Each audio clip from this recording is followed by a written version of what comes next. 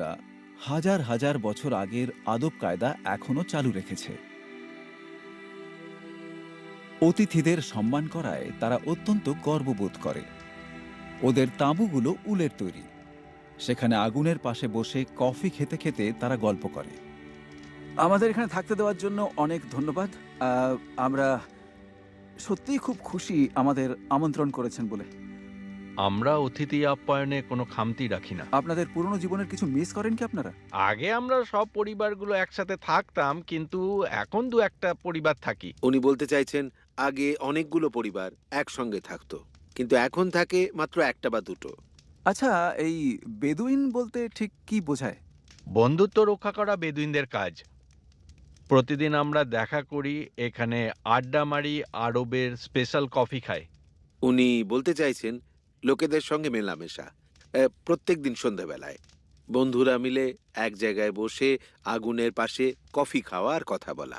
তার মানে আপনি বলছেন আতিথেয়তা খুবই গুরুত্বপূর্ণ এবং এই পুরো অঞ্চলটাতে বেদুইনদের সাথে আমি অভিজ্ঞতা সঞ্চয় করব, আর আতিথেয়তাই এদের জীবনের মূল বিষয়।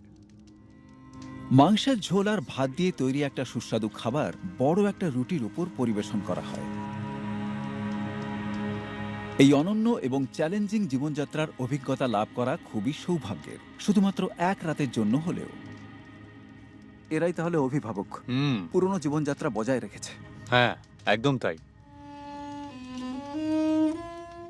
আমি আজ রাতে এই মানুষদের সঙ্গে দেখা করতে পেরে সত্যিই খুব।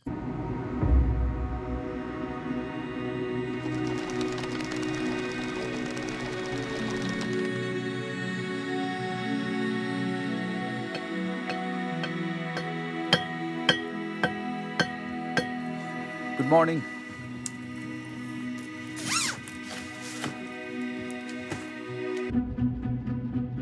ওদের আতিথেয়তার মুগ্ধতার রেশ নিয়ে বিদায় জানিয়ে আমরা আবার চলতে শুরু করি।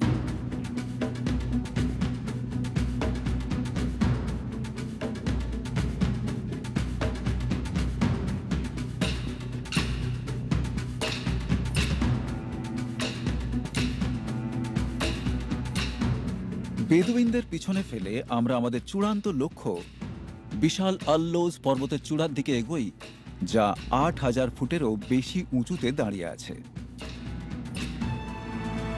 এত দূরে বলে এটা সৌদি আরবের সবচেয়ে কম বেড়াতে যাওয়া জায়গাগুলোর একটা। এই দেশের একমাত্র এখানেই প্রতি বছর তুষারপাত হয়। ২০২৯ এশিয়ান উইন্টার গেমসের জন্য বিড জেতার পর থেকে এই জায়গাটাকে একটা স্থায়ী মাউন্টেন রিসর্ট হিসেবে গড়ে তোলার চেষ্টা করা হচ্ছে। আমাদের জন্য এটা সম্পূর্ণ নতুন একটা চ্যালেঞ্জ। একটা মরুভূমি এবং এই জায়গার মধ্যে প্রচুর তফাৎ। মাত্র দুদিন আগেই আমরা একটা মরুভূমিতে ছিলাম, আর দেখুন আমরা এখন কোথায় আছি। এবড়ো খেবড়ো পাহাড়। পাহাড়ে ওঠার সাথে সাথে আমরা শিগগিরই বুঝতে পারি ব্যাপারটা বেশ কঠিন হতে চলেছে। তাপমাত্রা এখানে ভালো রকম কমে গেছে এবং এই পর্বতমালার মধ্যে দিয়ে যেতে যেতে আমরা কি পেয়েছি ভাবতেও পারবেন না। কে ভাবতে পারে বলুন, সৌদি আরবের পাহাড়ে বরফ থাকতে পারে? দেখুন দেখুন, বরফ। এই দেখুন, বরফ। সৌদি আরবের পাহাড়ে বরফ। क्या हाल है? मेरा আমরা কতটা উঁচুতে আছি বোঝাই যাচ্ছে, এবং আমরা কোন ঋতুতে আছি সেটাও। মানে আমি বলতে চাইছি বেশ কিছুক্ষণ ধরে তুষারপাত হয়েই চলেছে। বেশ কম্প্যাক্ট, তাই না? হ্যাঁ হ্যাঁ, সত্যি বলতে সাইকেলটা যে ভারী নয় এটাই খুব ভালো ব্যাপার, না হলে কিন্তু এখানে আরো বিপদে পড়তাম। এই কষ্টকর রাস্তা উঠতে 2 দিন লেগে যায়, প্রায় ৭,০০০ ফুট উঁচুতে এই বোল্ডার ছড়ানো মাঠে পৌঁছতে।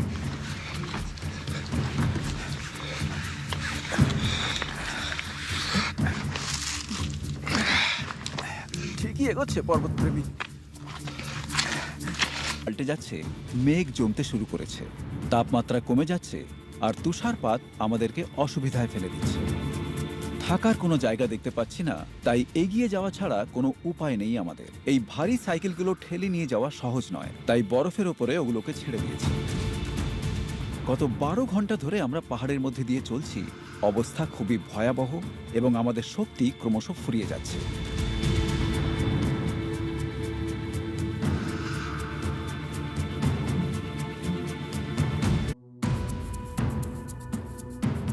প্রায় এসে গেছি। এখন শেষ পর্যন্ত পৌঁছানোটাই লক্ষ্য। খুবই কঠিন জায়গা, নরম সরম মানুষদের জন্য একেবারেই নয়।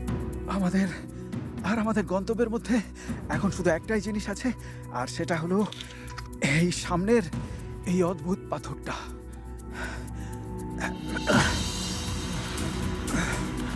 তুমি কি যেতে চাও? হ্যাঁ। আর কত দূর? এসে গেছি মনে হচ্ছে। আরো আছে মনে হচ্ছে।